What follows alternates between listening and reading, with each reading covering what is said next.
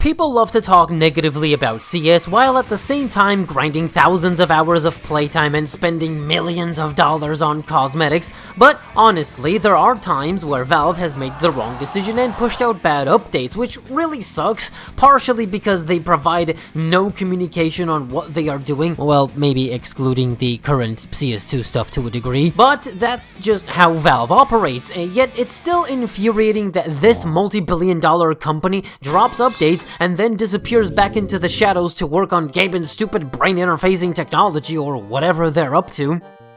Back to Counter-Strike, today we'll be taking a look at the worst updates from each CS game, in my opinion at least. First on the list of worst CS updates is not just an update, but the entirety of CS conditions. Actually, I don't want the CZ apologists on my ass for this one. Just kidding, I love you all. Mwah. Actually, first, let's go back to the past and look at the original Counter-Strike. From CS 1.0 at release to 1.6 is where most of the big changes occurred. Updates since then have consisted of mostly bug fixes and stability improvements.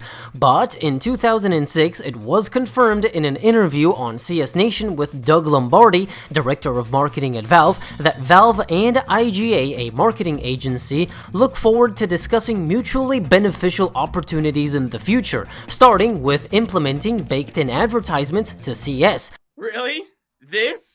But why CS 1.6? Evidently, it was the most popular game on Steam at the time, so it seemed like a perfect choice to milk for more money. So why exactly in-game ads? IGA Worldwide was paying big money to popular server hosts for them to implement real ad campaigns into the map files, but this led to legal issues with Valve, and instead of stopping it, they thought it would be a great idea to make it official. To summarize what Doug has said, because it may benefit the community, as Valve were looking for ways to fund said community's modding projects in order to, I guess, find the next CS or Team Fortress. It's all too vague and doesn't really explain how this is all supposed to work. After this short interview, the fans were not happy with this announcement, obviously, and this justified hate might have contributed to the in-game ads never actually becoming a reality, sort of. In 2007, a beta client for CS was released, which did have advertisements, though only Valve-related ads as placeholders. Scoreboard and Spectator have orange box ads. As for maps, Dust, Dust2, and Aztec have 3 of them in specific places. On Dust, close to CT spawn, there is this portal ad, a Left 4 Dead banner in B site, and near T-spawn is this square ad that switches between Half-Life 2 Episode 2 and TF2 after each map load. On Dust 2, this one in CT is for Orange Box, this one switches between Half-Life 2 and TF2, and this one around T-Tunnels switches between Left 4 Dead and Half-Life 2.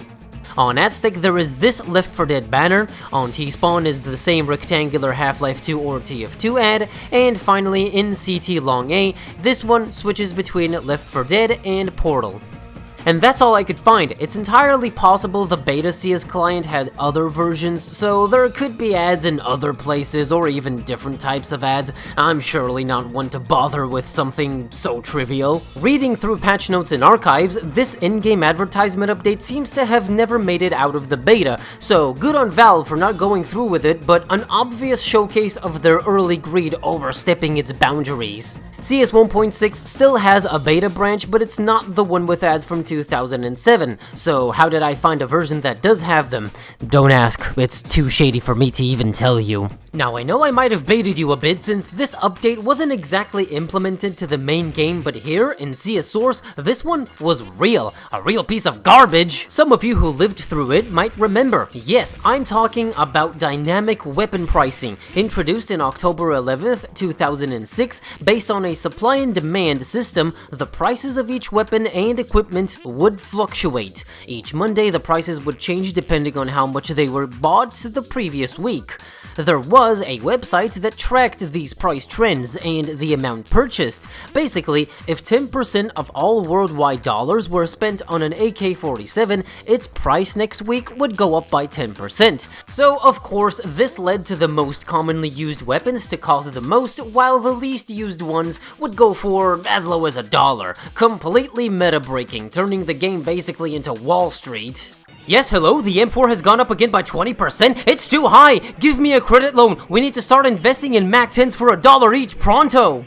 The main problem is that in a way, it was supposed to encourage people to play with different weapons and manage their in-game economies, but really, a Desert Eagle went up to $7,000 friggin' dollars, more expensive than an AWP, and for just a couple of $100, you can buy a TMP or a Mac 10 on a pistol round.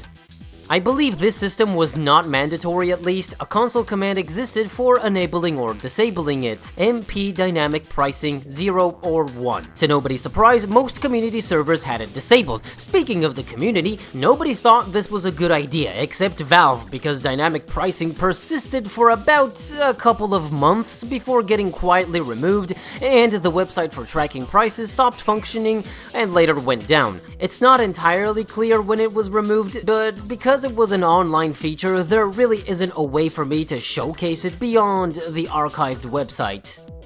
The idea was certainly dumb from the beginning. This kind of meddling with the meta and changing the prices outside of anyone's control just because people buy them too much is ridiculous. Maybe if instead of dynamic pricing, Valve could have spent time balancing the weapons themselves if they wanted players to diversify their loadouts. But eventually Valve realized this was a mistake, so thank God it didn't last too long, and good riddance. This sucks. Finally, we're on to CSGO. There have been many updates and changes throughout the years in this game, and my goodness, there are many bad updates to choose from. Could it be the UMP laser meta, the AUG laser, the SG553 meta, Tech 9 meta, CZ meta, misaligned hitboxes? What did you see that? No, I believe there is something far worse. On December 8th, 2015, the Revolver update dropped and it took the world by storm. This new pistol replaces the Deagle slot, costs $850, so buying it first round is not an option, and it has 1 mag in reserve. The way it works is you left click for a delayed shot by 0.33333 seconds, or right click for an instant spam shooting, though it's less accurate. Doesn't sound too bad and seems quite different from the other pistols, but how's the damage?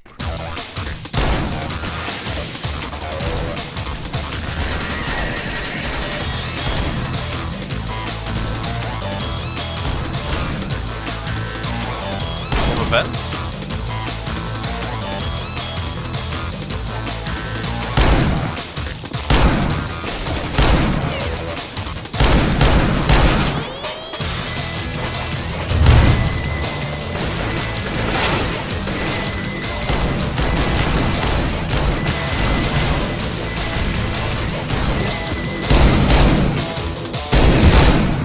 Okay. What the fuck? I just looked up and then I saw that it was 115 base damage. Crazy, isn't it? It still baffles me how it was released in that state. Did nobody test it or take a second look? Regardless, it was a complete mess, probably the craziest 3 days in CSGO's existence. On December 10th, it was finally fixed with the base damage being reduced, making it now a 2-shot kill. Spread was increased from 0.48 to 0.53, and the secondary delay increased to 0.444444. This fix basically ruined the gun, and it has been unusable ever since. Later down the line, its price was reduced to $700, then to $600, but this isn't enough. Not at all, even. So, to this day, the R8 from its release and subsequent fix remains as a stain on the game's history. While other updates broke a rifle or made a pistol OP, the Revolver was a pistol anybody can buy and was an accurate one-shot kill pocket op, making all other weapons obsolete, which is why I believe this is the worst CSGO update ever. Now, whether you agree or disagree with my choices for the worst updates, I think it's important to remind ourselves of the bad times because we might learn from them. I'm not sure if the companies will though, but this is just a tug of war. Sometimes there will be an update Valve truly thought was a good idea, only to get instantly yelled at by everyone and fix or reverse their decision. Inevitably, there will be more bad updates to come, we just don't know what will it be. Another thing that's inevitable is, I gotta do my laundry, but I'm out of detergent, and I have no underwear left. Well, am I gonna be a responsible adult, or am I gonna be gross and wear dirty undies? That's the question.